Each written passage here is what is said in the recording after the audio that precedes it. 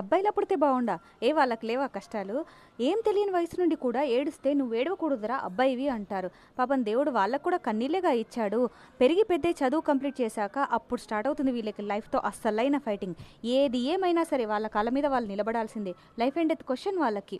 Next పెళ్లి చూపుడు. ఎన్ని ఆస్తులున్నాయి, ఎంత సంపాదించావు అని అడుగుతారు. తాతల ఆస్తుందంటే పర్లేదు, నీ కూతురు కంటే 4-5 సంవత్సరాలు పెద్దయినతను అన్ని ఆస్తులు ఎక్కడి నుండి తీసుకొస్తాడు?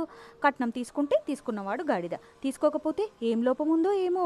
పెళ్ళాం చేత జాబ్ చేయిస్తే పెళ్ళాం జీతం మీద బతుకుతున్నాడు, పెళ్ళాం చేత జాబ్ మానేయిస్తే అస్సలు బ్రాడ్ మైండెడ్ కాదు అంటారు. బయట ఎన్ని టెన్షన్స్ ఉన్నా సరే ఇంట్లో వాళ్ళకి ధైర్యంగా కనబడాలి. నెక్స్ట్ పిల్లలు.